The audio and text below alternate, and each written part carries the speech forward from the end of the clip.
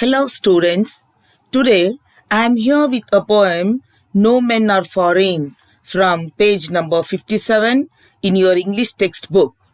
This poem is composed by James Kirkup. Before reading the poem, let me introduce you to the poet. James Kirkup was a prolific English poet, translator, and a travel writer.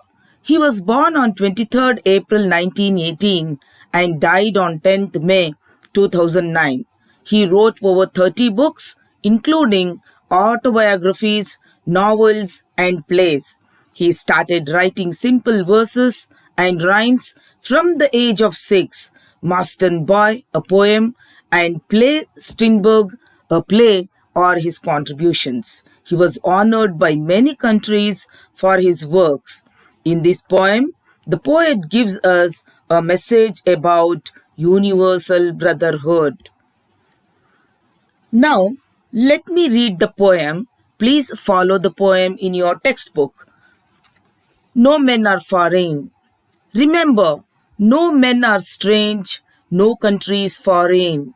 Beneath all uniforms, a single body breathes. Like ours, the land our brothers walk upon is earth like this, in which we all shall lie. They too, aware of sun and air and water, and fed by peaceful harvests, by war's long winter starved. Their hands are ours, and in their lines we read a labor not different from our own. Remember, they have eyes like ours that wake our sleep, and strength that can be won by love. In every land is common life that all can recognize and understand.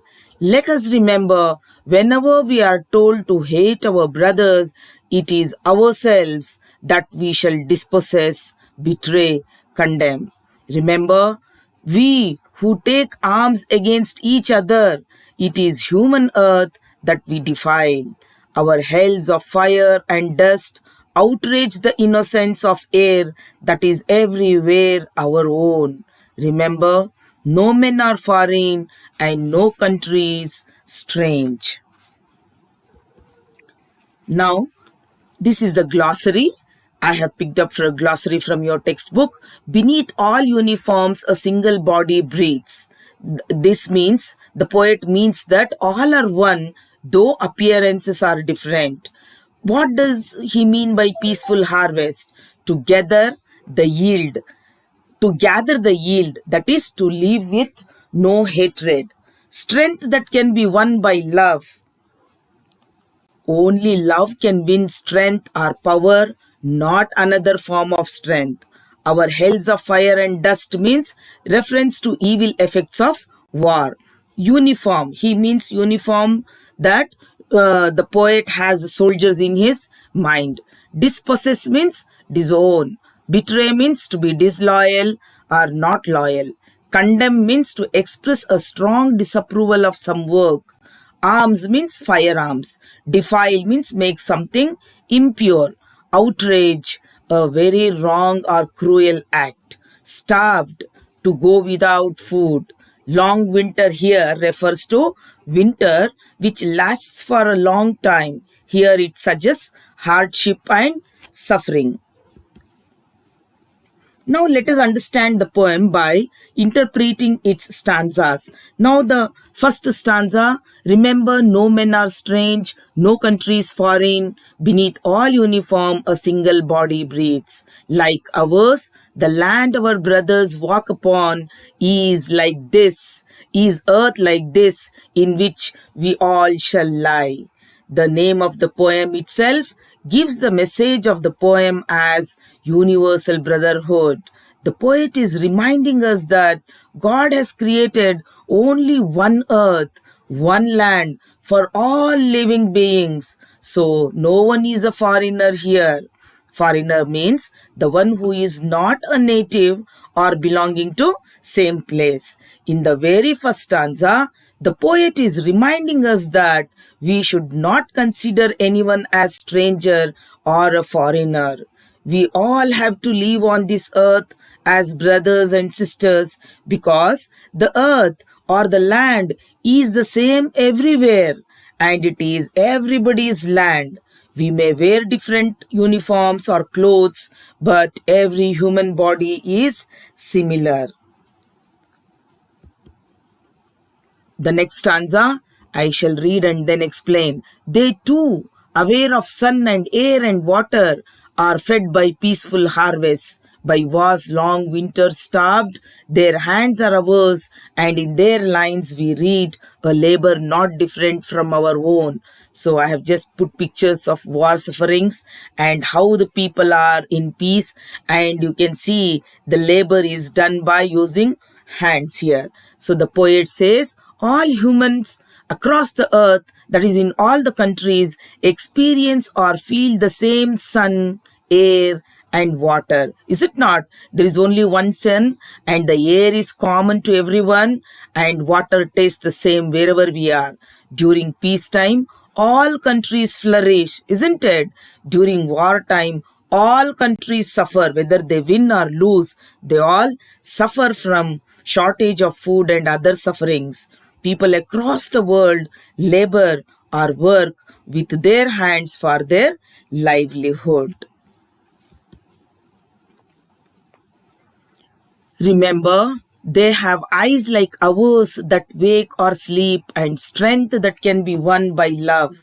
In every land is common life that all can recognize and understand. See here, I have put some eyes which are same, and this is when there is peace everywhere, the things will flourish. The poet further reminds us that all humans have the same two eyes. They sleep or wake up in the same way. All of us have the same kind of strength or power which can be gained and retained only through love and compassion, isn't it? We have examples of Mother Teresa, Gandhiji, who loved non-violence. Today they are remembered as great souls, isn't it? We don't remember the richest person on this earth, isn't it? We always regard and respect the people who spread love and compassion everywhere. See here, love and compassion is always remembered. All people across the globe lead the same kind of love. So here, the strength and the power he speaks about is love.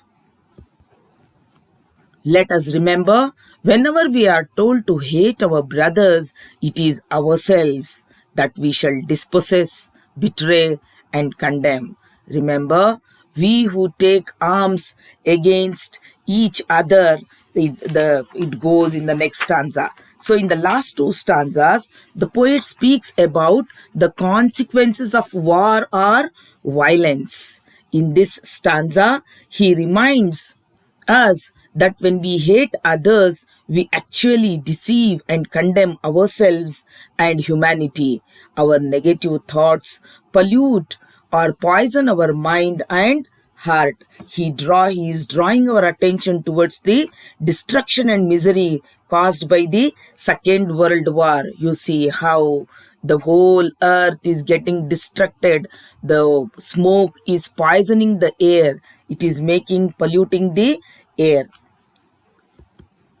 So the last stanza continues here. It is the human earth that we defile.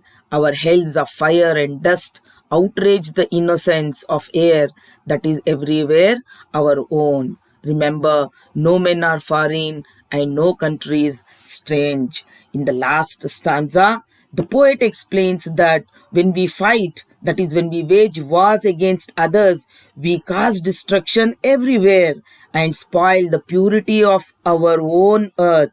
The fire, smoke, and dust from the weapons of war pollute the air which we breathe. So we should remember that though we are divided by boundaries, we live on the same earth and we are all brothers and sisters, and no one is stranger for us. Thus, the poet is promoting universal brotherhood.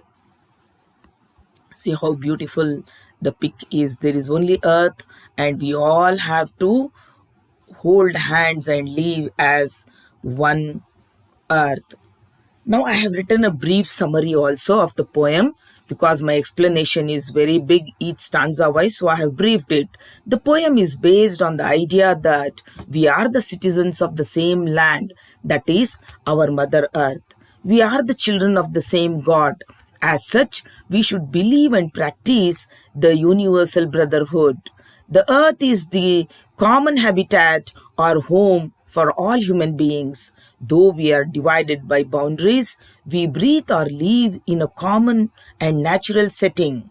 That is, we breathe the same air and feel the same sun, wind, etc. Our human activities are also same. Therefore, we should not think that we are the citizens of this country or that country. We should give up the feeling of narrow nationalism, which may result in war and bring destruction. In war, all countries suffer, and in peace, they prosper. Therefore, if we hate others, we hate or deceive ourselves, and love and compassion is the only weapon or power through which we can rule the earth by winning the hearts of others or our opponents. Yes, children, I hope you have understood the poem. Now let us answer some questions. I have written the questions. What does the poet remind us of in the first line of the poem? What, according to the poet, are we doing when we hate others? What are the two bad effects of war? Read line 16 and 19 and answer. How do you think we are all treated alike by nature? Read the third stanza carefully. What message does the poet want to convey to us? Do you agree with the poet that we should wage no war? Justify that. Some are of the opinion that the poet might have written this poem after witnessing the bad effects of Second World War. Mention some of the lines in the poem to support that opinion. Briefly describe how a war spoils everything. Children, read the explanation given in every stanza and then answer these questions. I hope you have understood the poem. Let us be the citizens of this universe and spread the message of universal brotherhood. Keep smiling. Thank you. Thank you. All the best.